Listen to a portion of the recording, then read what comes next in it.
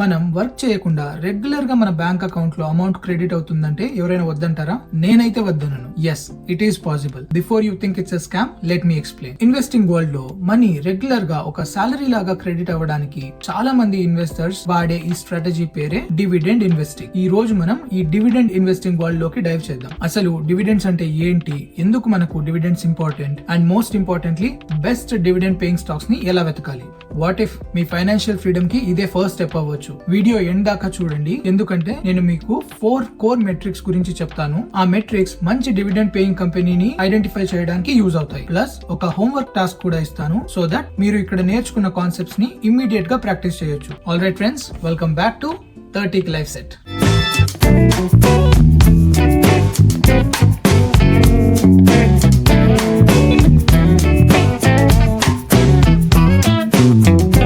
Basic గా dividend అంటే ఏంటి? ఒక కంపెనీ బాగా పర్ఫార్మ్ చేసి ప్రాఫిట్స్ లో ఉన్నప్పుడు ఆ ప్రాఫిట్ లోని ఒక చిన్న పోర్షన్ ని షేర్ హోల్డర్స్ కి ఇస్తుంది.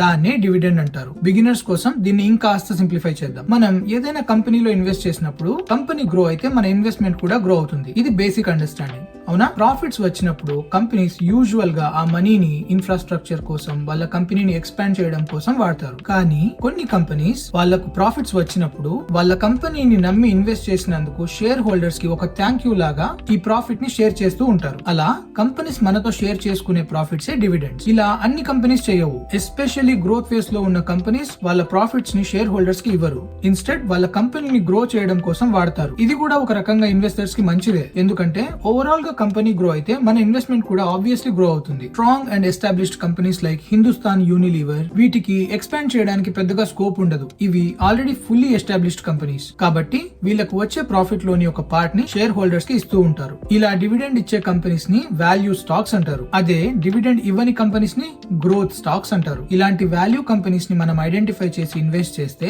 మన ఇన్వెస్ట్మెంట్ గ్రోత్ తో పాటు మనకు డివిడెండ్స్ రూపంలో రెగ్యులర్ గా ఇన్కమ్ కూడా వస్తూ ఉంటుంది. ఇలా డివిడెండ్స్ కోసం ఇన్వెస్ట్ చేసే స్ట్రాటజీనే డివిడెండ్ ఇన్వెస్టింగ్ స్ట్రాటజీ అంటారు. సరే, డివిడెండ్ ఇన్వెస్టింగ్ వినడానికి చాలా బాగుంది, కానీ మంచి కంపెనీస్ ని ఎలా సెలెక్ట్ చేయాలి?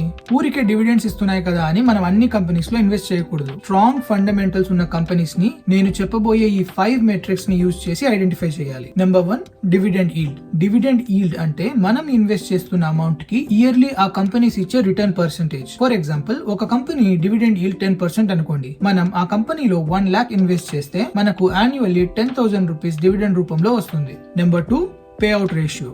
ఇది చాలా ఇంపార్టెంట్. పేఅవుట్ రేషియో అంటే కంపెనీ తనకు వచ్చిన ప్రాఫిట్ లో ఎంత పర్సెంటేజ్ డివిడెండ్ గా ఇస్తుందో చెప్పే metric. For example, payout ratio 80% అంటే ఆ కంపెనీకి వచ్చే ప్రాఫిట్ లో 80% వాళ్ళు డివిడెండ్స్ రూపంలో షేర్ హోల్డర్స్ కి ఇస్తారని. ఎక్కువ పేఅవుట్ రేషియో ఉండడం కూడా మంచిది కాదు, ఎందుకంటే వాళ్ళకు వచ్చే ప్రాఫిట్స్ మొత్తం షేర్ హోల్డర్స్ కి ఇస్తే వాళ్ళు కంపెనీని ఎలా గ్రో చేస్తారు? ఇది కంపెనీ ఫ్యూచర్ కోసం మంచిది కాదు. సో యూజువల్ గా 40 to 60% అలా పేఅవుట్ రేషియో ఉన్న కంపెనీస్ ఒక మంచి option. Number 3, dividend growth history. Dividends అయితే ఇస్తున్నారు సరే, ఆ డివిడెండ్స్ ని ప్రతి ఇయర్ గ్రో చేస్తున్నారా లేదా? ఈ మెట్రిక్ మనకు company financial health and investors మీద ఉన్న కమిట్మెంట్ ని చూపిస్తుంది. ప్రతి ఇయర్ ఇన్ఫ్లేషన్ పెరుగుతూ ఉంటుంది, వాటిని మ్యాచ్ చేయడానికి డివిడెండ్స్ కూడా పెరగాలి కదా. Number 4, debt to equity ratio. ఇది కంపెనీ యొక్క ఫైనాన్షియల్ హెల్త్ ని ఇండికేట్ చేసే ఇంకొక metric. Debt to equity ratio తక్కువ ఉంటే మనకు మంచిది. ఎందుకు?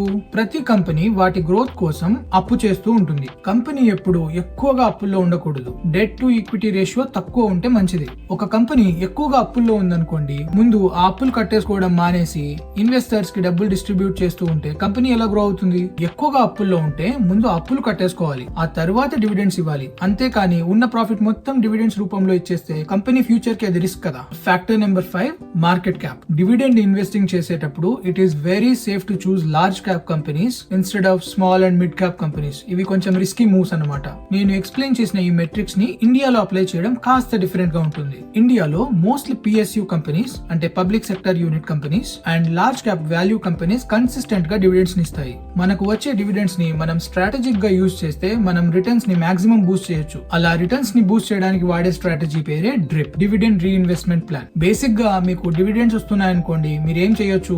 ఒకటి, ఇన్కమ్ లాగా మీరు దాన్ని మీ నీడ్స్ కోసం వాడుకోవచ్చు. ఆప్షన్ నెంబర్ 2, మనకు వచ్చిన డివిడెండ్స్ ని మళ్ళీ మనం అదే ETF లో ఇన్వెస్ట్ చేయడం. ఇలా చేయడం వల్ల ఎక్కువ షేర్స్ వస్తాయి, plus over a period of time compounding growth అవుతుంది. లాంగ్ టర్మ్ ఇన్వెస్ట్మెంట్ చేయాలనుకున్న వాళ్ళకి డ్రిప్ ఒక పవర్ఫుల్ టూల్. ఇలాంటి డివిడెండ్ ఈల్డ్ ఇచ్చే కంపెనీస్ ని వెతకడానికి నేను వాడే websites ticker tape and screener. Metrics అన్ని తెలుసుకున్నాం కాబట్టి ఇప్పుడు ఒక రియల్ వరల్డ్ ఎగ్జాంపుల్ తీసుకుని అనలైజ్ చేద్దాం. Let's take Coal India as an example. First Coal India market cap గమనిద్దాం. ఇది ఒక large cap company.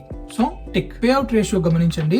Last 6 years నుండి 40 to 60% మధ్యలో ఉంది, which is what we discussed before. మీకోసం ఇప్పుడు ఒక హోంవర్క్ టాస్క్. నేను చెప్పిన కాన్సెప్ట్స్ అండ్ మెట్రిక్స్ యూజ్ చేసి 2 బెస్ట్ డివిడెండ్ పేయింగ్ కంపెనీస్ ని ఐడెంటిఫై చేసి కామెంట్ సెక్షన్ లో పెట్టండి. డోంట్ ఫర్గెట్ మీ అనాలిసిస్ ని కూడా ఎక్స్ప్లెయిన్ చేయండి. Let's learn from each other and grow together. గుర్తుపెట్టుకోండి, ఫైనాన్షియల్ ఫ్రీడమ్ అన్నది ఒక journey, not a destination. Dividend investing అంటే ఫాస్ట్ గా రిచ్ అవ్వడం కాదు. ఇది slow, study and compounding game. We have to let compounding do the magic. ఈ video మీకు నచ్చిందని అనుకుంటున్నా. నచ్చితే లైక్ చేసి ఛానల్ ని సబ్స్క్రైబ్ చేసుకోండి. ఫైనాన్షియల్ అండ్ ఫిట్నెస్ కంటెంట్ ఇష్టపడే మీ ఫ్రెండ్స్ అండ్ ఫ్యామిలీ మెంబర్స్ తో ఈ ఛానల్ షేర్ చేయండి. I really appreciate it. See you in my next video. అప్పటిదాకా stay healthy, stay wealthy and stay disciplined.